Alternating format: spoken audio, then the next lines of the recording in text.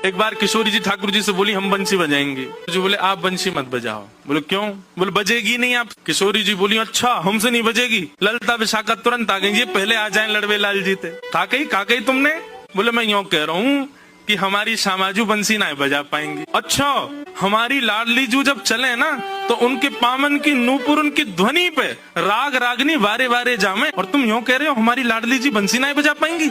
चलो जल्दी अपनी बंसी दो, हमारी किशोरी जी बजाएंगी। अरे मैं कोई किशोरी जी पे संशय ना कर रहा हूँ, किशोरी जी पे कोई आक्षेप ना कर रहा हूँ, वो साक्षात संगीत स्वरूपा है, पर मेरी बंसी जे ना बजा पाई। ललिता जी बोली आज तो यही बंसी बजेगी, अब ही बजेगी और तुम्हारे सामने ही बजेगी, लाओ दो। ठाकुर जी बोले ना माननी बात, लो दे दो। हे लाडली जू आज दिखा दो यार, जो बहुत अपने आप को कुछ समझे बंसी बजावे और यूं सोचे कि या के आगे कोई ना है, आज आप बजाए दो, ने दिखाए दो, अपना स्वर लगाए दो, यही को मूर्छित कर दी हूँ बंसी बजाए के। ठाकुर जी खड़े, हाँ श्री जी बजाओ, हमारा तो सौभाग्य कि हमारी बंसी आपकी सेवा में, पर मैं फिर कह रहा हूँ जी बजेगी नहीं। किशोरी जी ने अपने अधर पर वेणु धारण करके अपनी कोमल उंगलियों से छिद्रों को आच्छादित किया और जैसे ही प्राण पिरोए बस हवा ही हवा निकले, स्वर नहीं निकले। ललिता विशाखा कह रही है अरे जल पिला गलो सुगो श्यामाजू को जल पिला दियो, लेकिन बंसी नए बजे। ठाकुर जी मंद मंद मुस्कुरा रहे, अब मैं कह रहा हूँ नए बजेगी मुंह वापस कर दो। अरे श्यामाजू जी बहुत मायावी है, ये अपनी माया ते कछू कर सके, याने जरूर बंसी बांध दी होगी, याने बंसी को टोना टोटका करके बाकी स्वर सबरे अंतर ध्यान कर दिए, नहीं तो हमारी श्यामाजू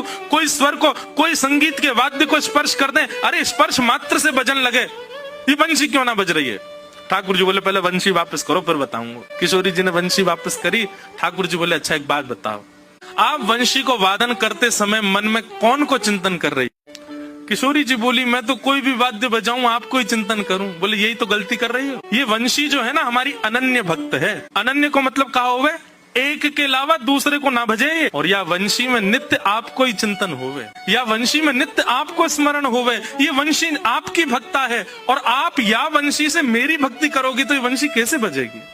हे श्यामाजू आप नेत्र बंद करके अपनो ही चिंतन करो, मतलब अपने ही स्वरूप को ध्यान करो, जब आप अपनो ध्यान करोगी तब ये वंशी बजेगी, क्योंकि या वंशी में तो नित्य आपको ही गायन की हो जाए। किशोरी जी ने अधर पर वंशी रख के जैसे स्वयं को स्मरण किया, अपने रूप नक, अपने रूप नेत्र आदि को स्मरण किया, अपनो ही स्मरण करके जैसे ही वंशी अधर पर धरी बिना फूंक के वंशी बजन लगी। किशोरी जी के नेत्र सजल है गए, आपकी या अनन्य प्रेम पे ही तो मेरा मन करे कि मैं वारी वारी जाऊं।